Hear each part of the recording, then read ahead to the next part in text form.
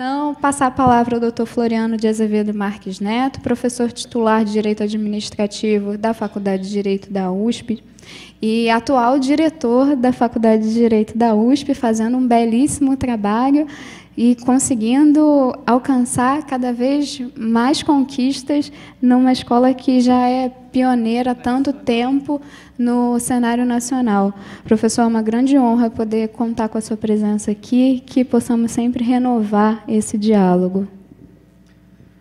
Bom dia a todos. Antes de mais nada, peço desculpas por ter chegado um pouco atrasado, embora eu esteja num processo de cada vez mais me aproximar do ambiente aqui do Rio de Janeiro. Ainda me perco um pouco no trânsito do Rio de Janeiro, que mesmo para um paulista, às vezes, me surpreende. Mas, pedindo desculpas, eu começo por agradecer a desembargadora Inês, a Thaís. Gostei dessa ideia de bloquear no WhatsApp, Thaís. Eu acho que é uma ideia brincadeira. A Thaís é muito ativa e extremamente perspicaz em identificar temas e organizar eventos, e está fazendo um trabalho muito importante, como se nota aqui, de aproximar os temas e quem trabalha com eles do público, e a organização da desembargadora Inês, que é de uma gentileza, de uma lianeza dignos de destaque. E agradecer a oportunidade de estar aqui hoje,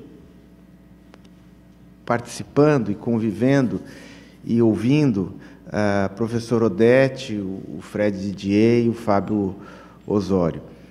Nem sempre a gente tem a oportunidade de dividir mesas nesses eventos com pessoas com quem nós temos uma relação de amizade, uma relação de identidade, e eu tenho a sorte de tê-la com os três. Com a professora Odete, deixa eu contar uma historinha rápida.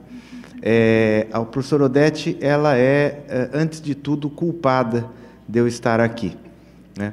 No começo dos anos 90, vocês vão dar risada, mas o tempo é inefável. No começo dos anos 90, eu ainda estava no mestrado, e eu vinha da Teoria Geral do Estado. E trabalhava já com direito administrativo profissionalmente, mas tinha uma enorme dificuldade de trabalhar academicamente com o direito administrativo, porque eu via o direito administrativo muito enrijecido, uma vertente muito formalista, uma vertente muito pouco aberta ao que eu via, então, das transformações fora do Brasil. E, particularmente, né, professor Odete, na Faculdade de Direito da USP, o direito administrativo era ainda mais rígido. Nós olhávamos para os colegas da PUC e víamos lá alguma coisa nova, na época, sendo produzida, mas na USP era um direito administrativo muito rígido. E aí, para completar ali minha grade num semestre, eu fui fazer um curso de processo administrativo com a professora Odete, que não tinha sido minha professora na graduação, porque ela dava aulas no período noturno e era do período diurno. E aí, meus caros, foi uma abertura de um portal para a terceira dimensão. Realmente, ali eu posso dizer que aconteceu a minha inflexão desabrida para o direito administrativo, porque nós estamos falando de um curso de processo administrativo em 92. Né? As leis de processo administrativo são do final dos anos 90. E processo administrativo, em 92, era mais ou menos como negar o Espírito Santo para um católico, né? Os administrativistas diziam que isso não existia, porque, afinal de contas, o direito administrativo era o direito da autoridade, e os processualistas se achavam absolutamente violentados.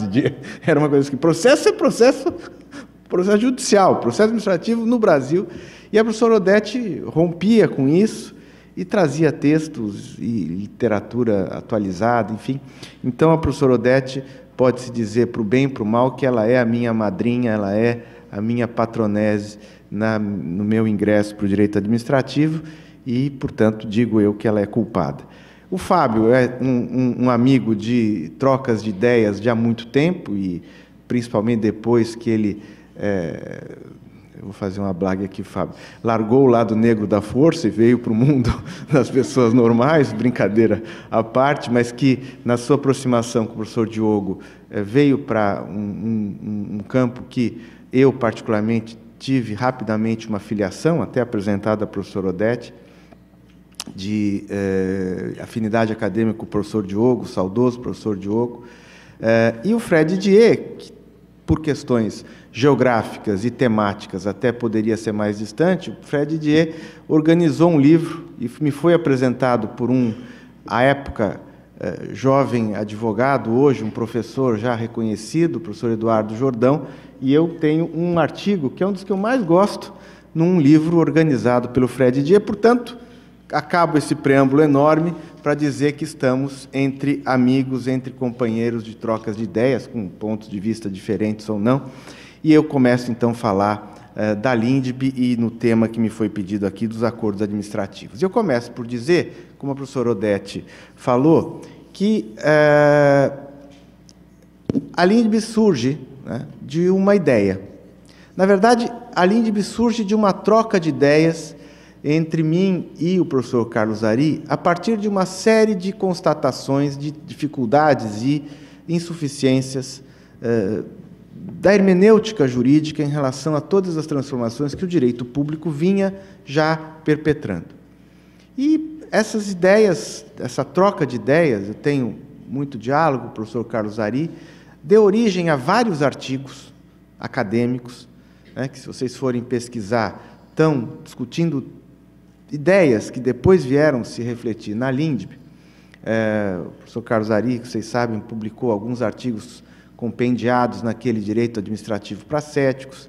Eu tenho um texto do direito administrativo bipolar que tem relação de estruturante com algumas ideias aqui, e essas ideias foram avançando, até que um dia, numa ventura, nós resolvemos reduzir a termo, né, fazer uma proposta de um projeto de lei, que foi sendo burilado ao longo de meses e pronto, ou pelo menos numa versão apresentável, foi levado ao conhecimento do senador Anastasia, que comprou a ideia, fez algumas alterações e resolveu propor o projeto de maneira despretensiosa. O Congresso Nacional, para vocês compreenderem, o Congresso Nacional ele trabalha com duas dinâmicas. Ele tem a dinâmica da pauta do dia, da pauta do mês, que, Fábio conhece bem esse mundo de Brasília, é ditada pelo governo.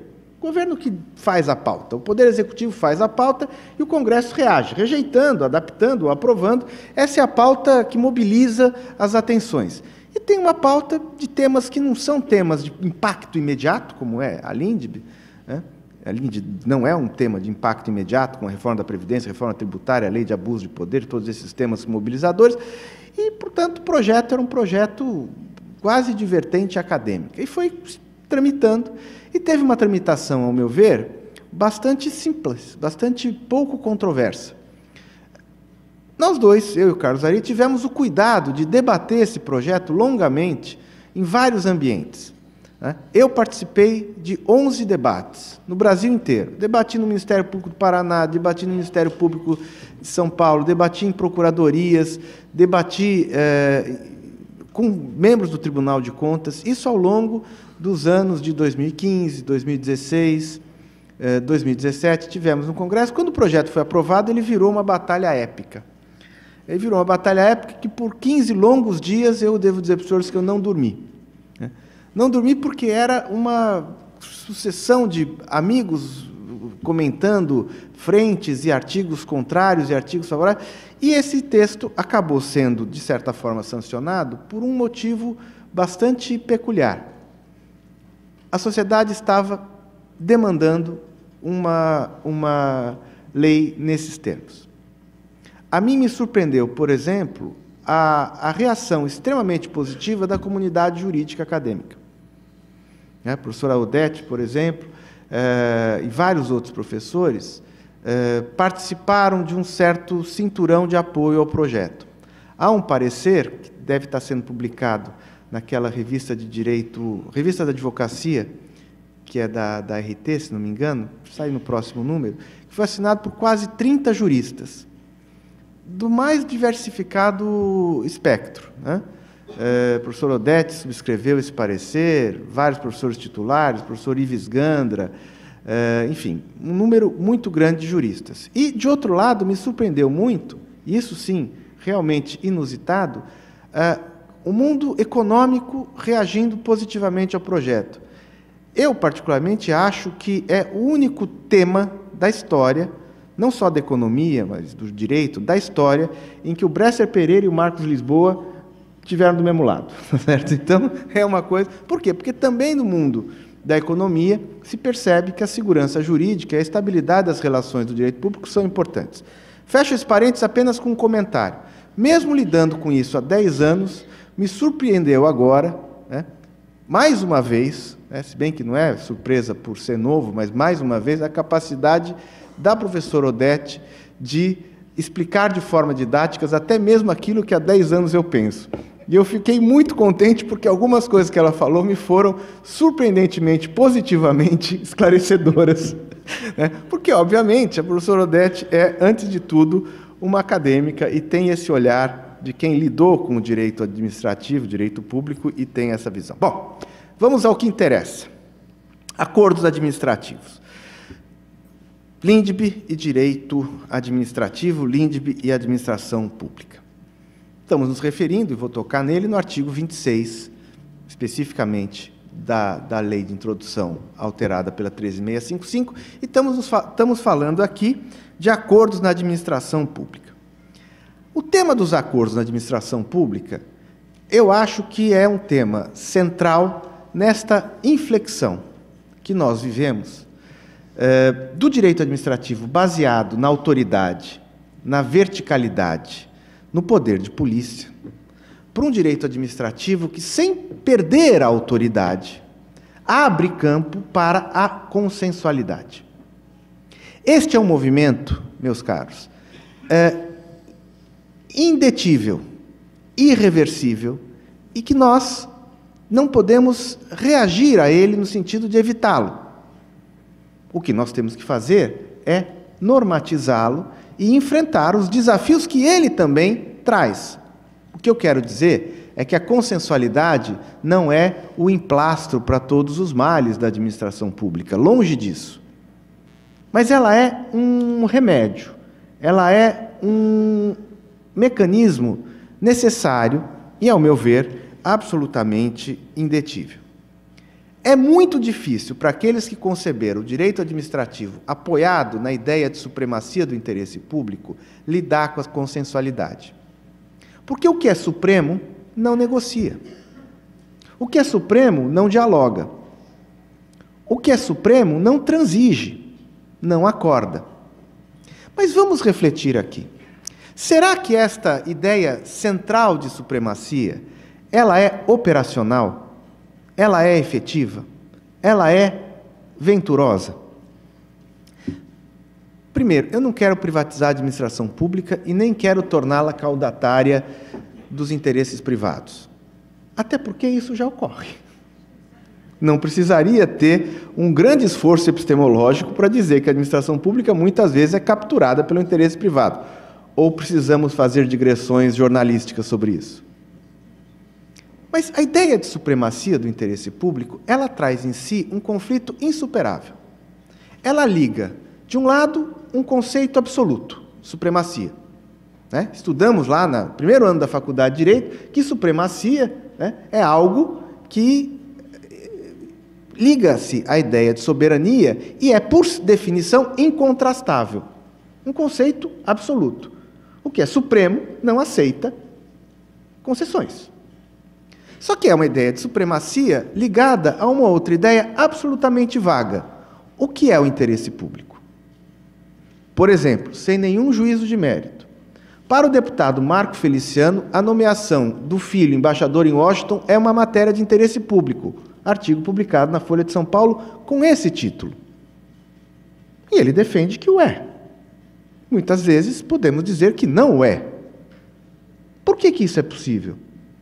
Porque o conceito de interesse público é um conceito a ser preenchido pelo intérprete.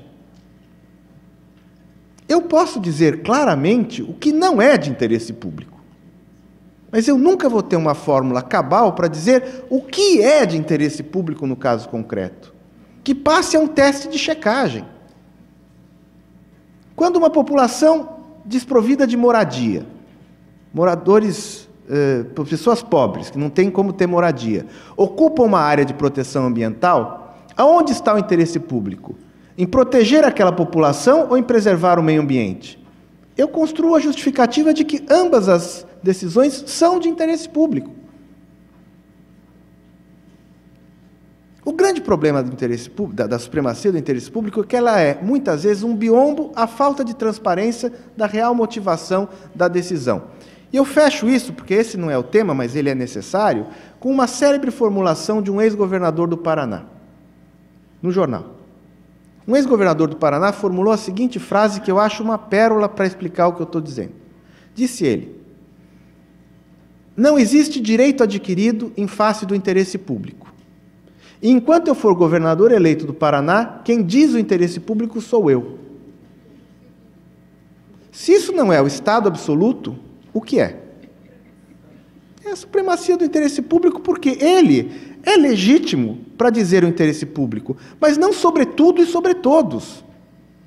Se ele for supremo, ele vai concretizar essa ideia, que não é uma ideia consentânea com o Estado de Direito. Pois bem, a consensualidade não expurga o interesse público. E ela nem é uma novidade no direito administrativo, e isso é importante dizer. Quem refuta a consensualidade como uma inflexão neoliberal do direito administrativo, de duas uma, ou não sabe o que é ser neoliberal, ou não sabe o que é direito administrativo. Por quê? Porque, por exemplo, a transação, num dos instrumentos mais centrados na autoridade que existe na ordem jurídica, a expropriação, a desapropriação amigável está previsto no Decreto 3665 desde a década de 40. E ela não é uma transação? Sem abrir mão do interesse público? Um dos regimes mais rígidos de defesa do interesse público e de mitigação da liberdade privada é o contrato administrativo, certo? Pego o contrato privado e transformo em algo estatutariamente definido. Se vocês olharem para o artigo 65, inciso 2 da Lei 8666, nós temos lá alterações do contrato administrativo bilaterais, portanto, negociais. Ou não? A Lei da Ação Civil Pública é uma lei de defesa do quê? Dos interesses difusos, uma vertente aberta do interesse público. E se olharmos para a Lei da Ação Civil Pública, está lá prevista a possibilidade do Ministério Público transacionar, firmar termos de ajustamento de conduta, e isso já faz quase 30 anos. Portanto, acho que mais de 30 anos, Portanto, tenhamos conosco que a consensualidade não é uma novidade neoliberal no direito administrativo. Mas ainda existe resistência no direito administrativo. Para a sorte de quem defende a consensualidade, o direito penal veio nos salvar. Veio nos salvar. Por que veio nos salvar? Porque não existe manifestação mais absoluta da autoridade estatal que a persecução criminal. Verdade ou não? A autorização que a lei dá ao Estado de constranger a liberdade, antes eu falava da propriedade na expropriação, mas agora estou falando da liberdade do indivíduo. O Estado pode constranger a liberdade quando esse indivíduo comete uma infração penal. A lei de organizações criminosas permitiu que o Estado transacionasse sobre o exercício da sua competência exclusiva de persecução criminal na delação premiada. Transaciona sobre a pena. Negocia com o criminoso, confesso, uma negociação sobre a pena. Portanto, dizer que isto significa abrir mão da autoridade, ou que o direito público refuta a consensualidade e os acordos, significa, ao meu ver, tentar, de maneira absolutamente quixotesca, tapar o sol com a peneira.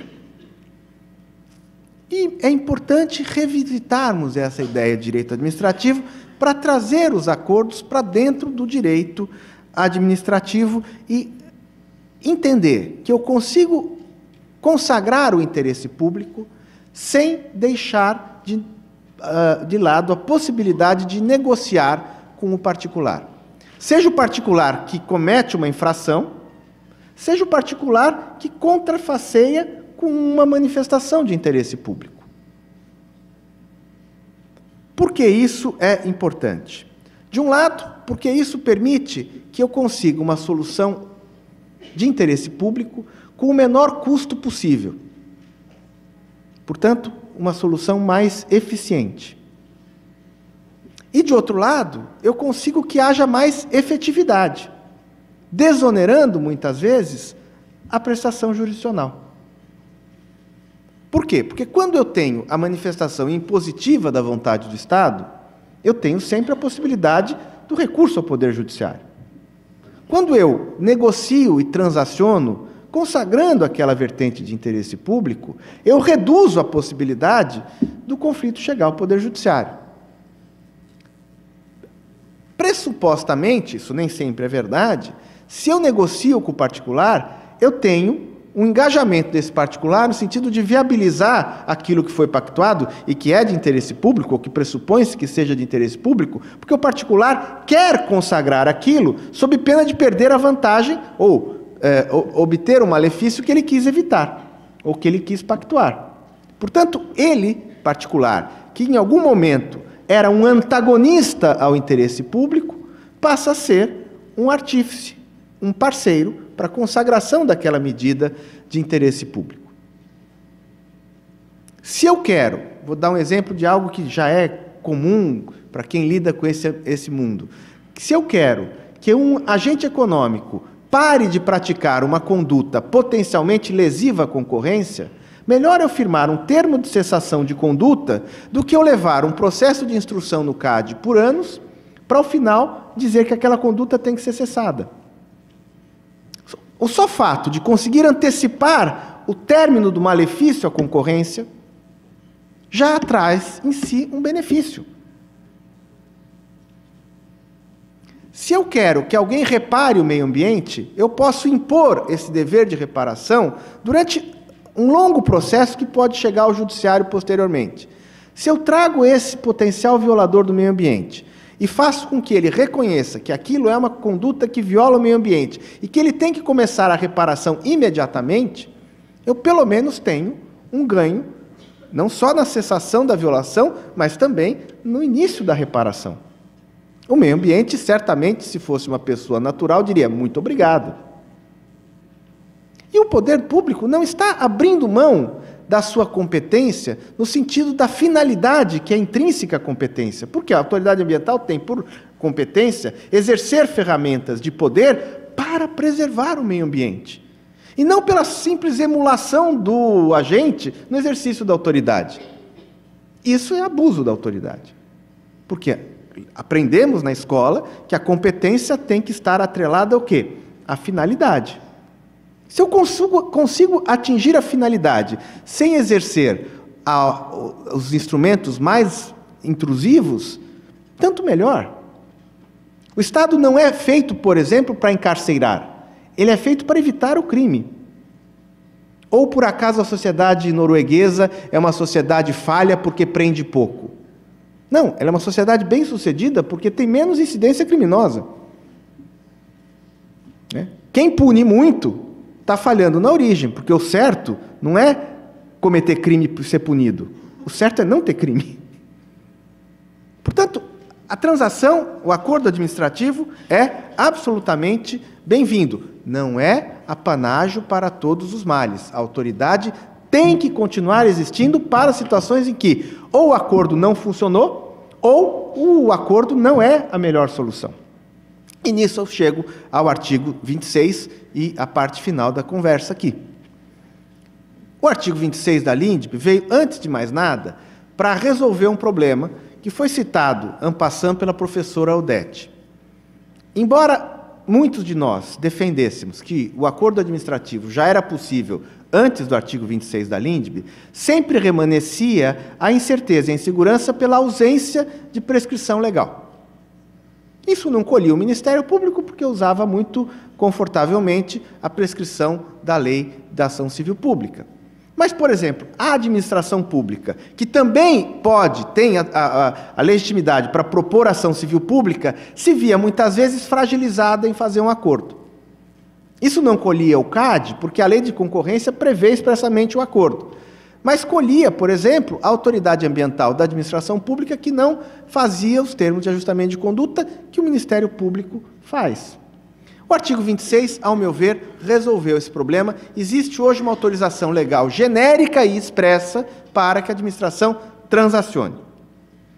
Mas o artigo 26 foi um pouco além. Ao invés de só autorizar, ele introduziu alguns requisitos e exigências importantes. Primeiro requisito, para todos os acordos, oitiva necessária do órgão público de advocacia, o órgão da advocacia pública. Ou seja, esse acordo precisa passar por um crivo de legalidade ex ante, na procuradoria, na consultoria jurídica, onde seja. Não que no mundo jurídico seja imune a qualquer tipo de desvio, mas é um controle do ponto de vista de adequação, legalidade e finalidade bastante desejável. Segundo, é exigível que haja uma demonstração de que há razões de interesse geral a justificar o acordo, o que exige uma motivação prévia, uma justificativa prévia de que o acordo é o melhor instrumento. Não é um salvo-conduto, um habeas corpus preventivo para qualquer acordo. A caput do 26 exige que se demonstre a existência de razões de interesse geral no acordo. Terceiro, esse acordo só pode produzir efeito se for publicado, ou seja, que venha à luz, de preferência com consulta pública prévia. Portanto, ele obsta o acordo de gaveta. E mais do que isso, esse acordo tem que ter um conteúdo básico que está previsto no parágrafo 1º.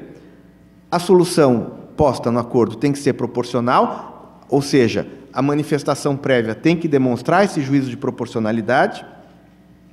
Não pode desonerar permanentemente o particular do cumprimento de um dever legal. Pode até perdoá-lo pelo descumprimento pretérito, mas não pode dizer que ele está livre da aplicação da lei. E deverá prever obrigações e sanções para ambas as partes.